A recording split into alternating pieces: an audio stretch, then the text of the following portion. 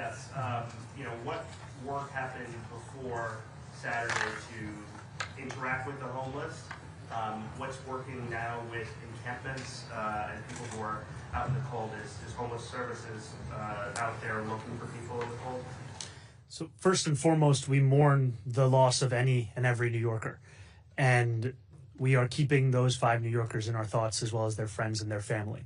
At this time, it is still too early to say what the cause of death was for any of the 5 of them. And it seems at this moment that we do not think any of them were homeless. The Department of Homeless Services is conducting regular outreach to homeless New Yorkers across the 5 boroughs. We are speaking about outreach that is being conducted every 2 hours. Prior to Friday, we had already been in a code blue. That's when we go below freezing temperatures. And what that means is it's a moment where we bypass the typical intake procedures that take place at a shelter. At this moment, the focus is not on filling out forms, it's on filling our shelter beds. So we were having city workers, incredible city workers who are doing such important work right now, canvassing homeless New Yorkers across the city and connecting them with shelter, connecting them with services. If they are in need of immediate medical services, then doing so as well. And I do also just have to both appreciate New Yorkers who have been calling 311 whenever they see a homeless New Yorker who's outside at this time, as well as ask New Yorkers to continue to do so, because those calls are rerouted to 911, and that is then another point of outreach that we can have to keep somebody indoors. Thank you. More questions? Yeah, go ahead. Yeah, hi, I'm Mary Frost, Brooklyn Eagle. Usually during these things, there's a lot of power outages in Brooklyn and also Queens, a little bit in Staten Island too. What can people do?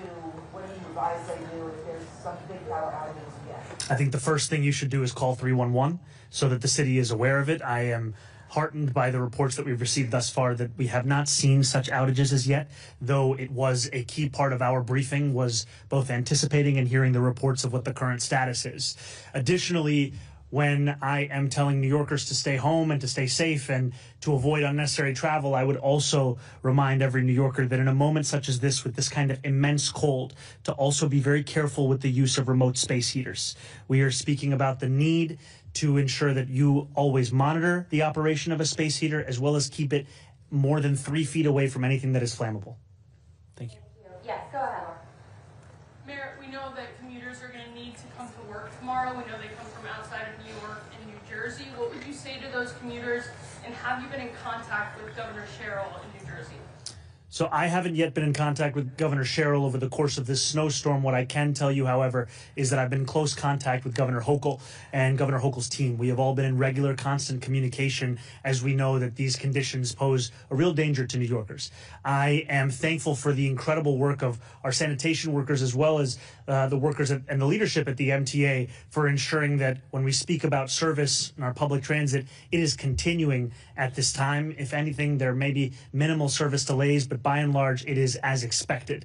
Now, the key part of this is not just how we meet the moment of the storm, but also how we recover from the storm. And as you said, for tomorrow, we are still trying to take every precaution we can so that if a New Yorker does not have to come into work, that they actually do that work remotely. For those that do, we are trying to do everything we can to make it as least hazardous as possible. I don't know, Jana, if you want to add anything to that. No, you got it right. Okay.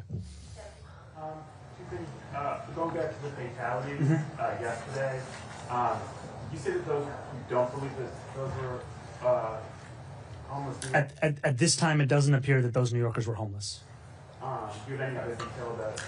You know, there is a medical examiner's investigation that is currently ongoing. As soon as we have the results from that autopsy, we will be releasing that.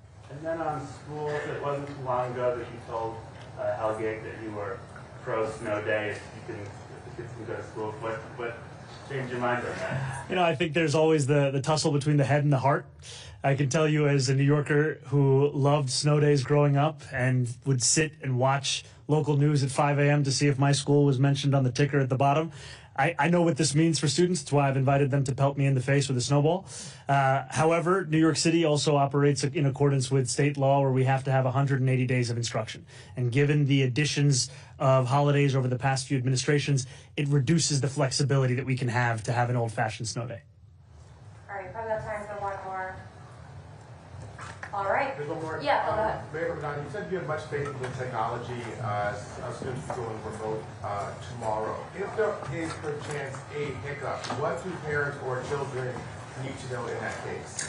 So the first thing I would say is we've already increased our capacity at our help desks from about 90 to 140 people. If there is any kind of an issue that a parent or a student is facing, I would tell them that they should call our support desk. They can do so at 718-935-5100. That is a support desk that will be active from 6 a.m. tomorrow to 6 p.m.